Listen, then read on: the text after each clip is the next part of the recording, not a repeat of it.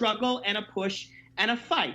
And that is part of what has to be opened up. And the folks inside who wanted to raise their voice will feel more powerful if there's organizations on the outside that can sometimes say things that they can't say, that can sometimes push in ways where you're on the job and you actually maybe can't be the voice every single time. And so part of what we recognize and what many folks of color have asked us in Hollywood to be able to do through multiple salons, multiple inside conversations. We're not landing here because people didn't ask us to show up. We landed here because people want us to show up. Many of them are our donors and give us money. And so we are providing a service to help clear the space in many ways, to help have conversations that couldn't otherwise have. And I just don't think that we get there by sitting around and waiting around and hoping that major corporations somehow wake up and start portraying us fairly. I do think that we get there by being able to have inside conversations, being able to have outside conversations. And as I said, be able to say that Disney did the right thing here. And they should be given credit for doing the right thing after they heard from the community, being able to hold them up that this is the right thing. I don't need to take a victory lap on them. But what I do need to say is that other companies need to take heed, that these are problems that oftentimes happen when you don't have the type of representation in the room that needs to be there. No, I agree with the market pressure. It's got to be there. About 30 seconds, I got to go to my next topic. Go ahead, Rena.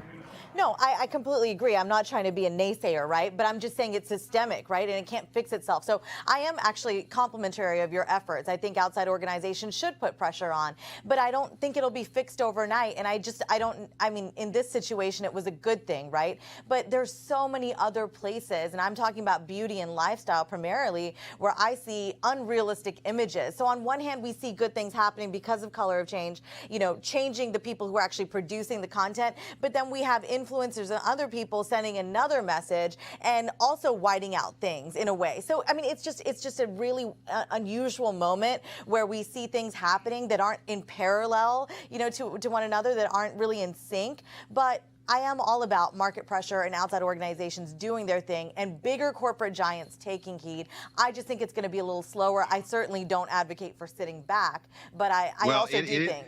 Yeah. Well, again, Rena, it is going to be slower, but damn it, we're not waiting. That's right. That's fair enough. So I think for me, after 399 years, I'm pretty good at waiting.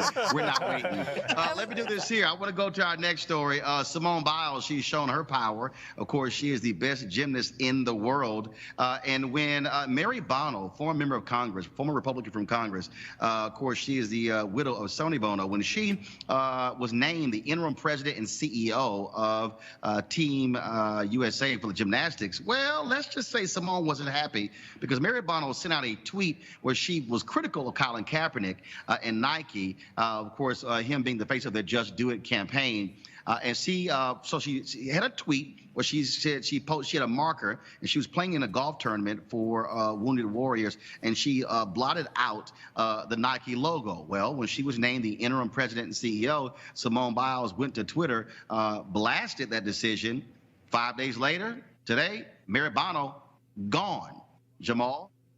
I'm sorry. So we lost my man Jamal. Everybody want to go to Spencer. So Spencer, clearly here, this is black athletes showing their power. When the most powerful woman in gymnastics speaks, Team USA listened. Right, and this is the moment that we're in right now, where so many different athletes in different professions are stepping up to the plate, putting it on the line, speaking out, doing really what Rashad was talking about, right? Like not just going along with the flow in the program, but speaking out.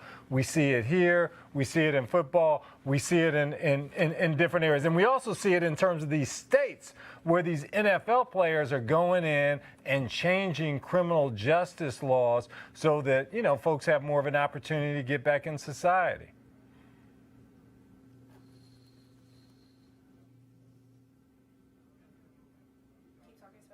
Sure. So I think that where we are right now is a space where we see athletes stepping up to the plate, and we now also need insiders. So we talk about electeds, folks who are in the Congressional Black Caucus, other places stepping up to the plate.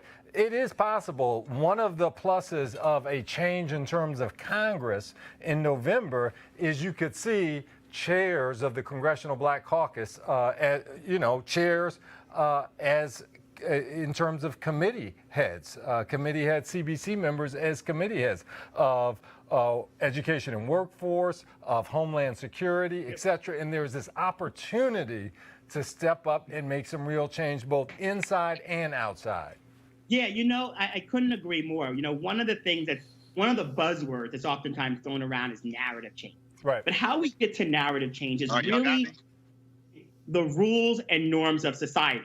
And folks like, Simone Biles, Colin Kaepernick, many of these athletes that have huge platforms get to, in some ways, their speaking out starts to change the rules and norms. When Mary Bono blacked out her Nike, her Nike emblem on her golf shoes, and she thought she was making like a cute statement. She thought she was, inside the right narrative, right? Right. Many people a year ago did not know how much the country would change because of what Colin Kaepernick, Eric Reed, and Malcolm Jenkins, and so many of the athletes in the NFL did, and then along with NBA players and so many others standing up and speaking out.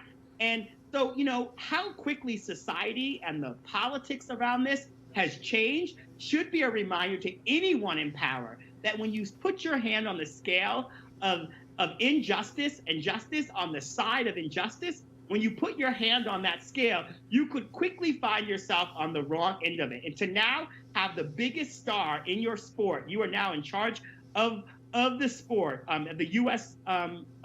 Area of the sport, to have the biggest athlete and one of the best to ever perform that sport in the history, tweeting about you because of something you did that you did not have to, you could have just kept your mouth shut. I hope that just sends a message to many powerful people about how society changes and whose side we should actually be on in these situations.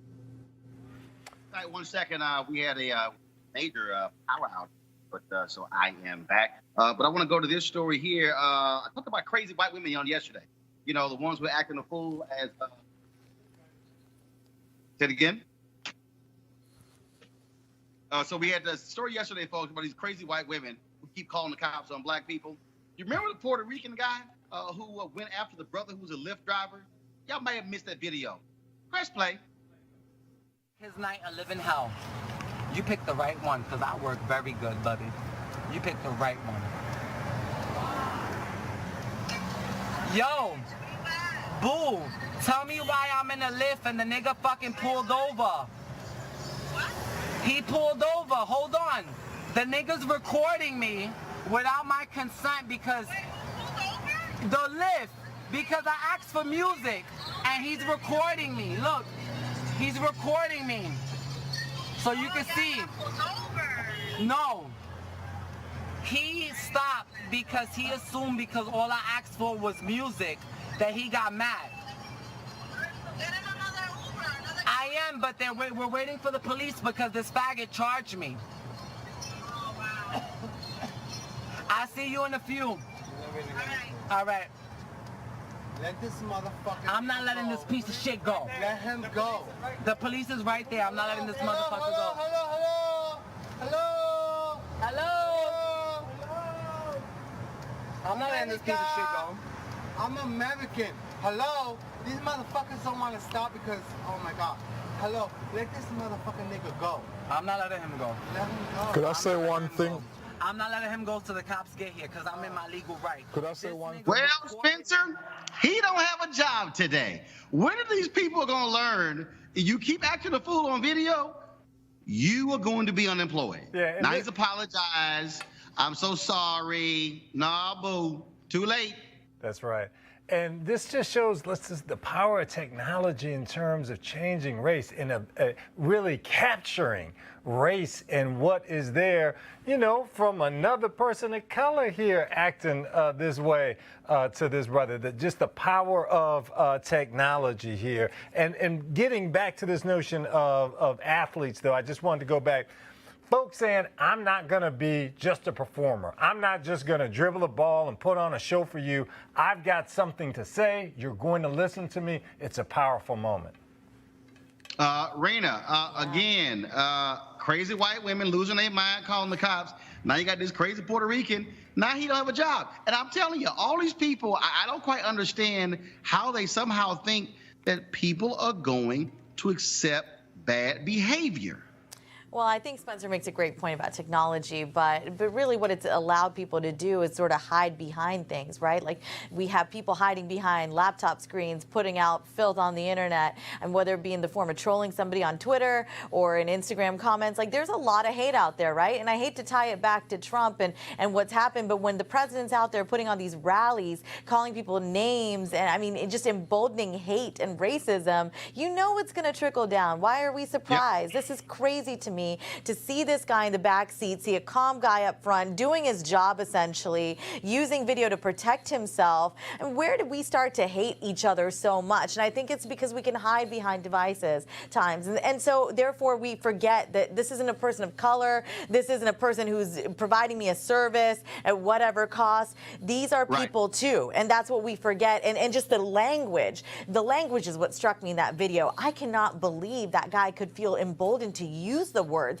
and multiple times. And it just ties to me to the moment that we're in of such hate and dysfunction in Washington. Yep. I know it's made its way down because I hear names from the bully pulpit like almost every day. And so we've got to push back. We've got to restore civility in this country. And it starts with our youngest kids, telling them that language like this is not okay, even though the FCC allows some of it. Rashad, the guy, of course, Robert Ortiz. Rashad, one second. Rashad, hold on one second. The guy, Robert Ortiz, had a job with City MD, an urgent care company. He lost that. But also the Lyft driver, of course, he was suspended for a couple of days, opened a GoFundMe account to try to raise $20,000. He got some $45,000 in donations as a result. Rashad, your comment.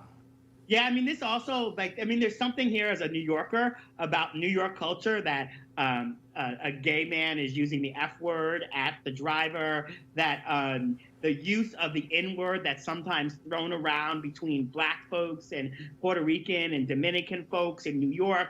And the underneath it all, this like sense of entitlement and kind of hatred of how we treat one another, how we deal with disagreements, how we talk to one another. Like, I think that, like, there's a lot to unpack here that's different, that's both challenging. Folks should lose that guy should have lost his job. I'm glad the driver got some money. And it's also different in terms of, like, how we see white women, particularly weaponizing the police and calling the police. And all of these things are things that we're going to have to examine as we have to live next to each other and around each other and share space. And I do think that this is part of the project and the work of living in a multiracial democracy where there's accountability for things that you do wrong. There's ways and a pathway for us to get better together. And there's like also just like recognizing when stupid people do stupid stuff, and then we've got to hold them accountable. But the video is like disgusting. But the work of undoing all of that is going to be much deeper than firing a person, giving a GoFundMe for another person. It's going to be a lot of work that requires all of us.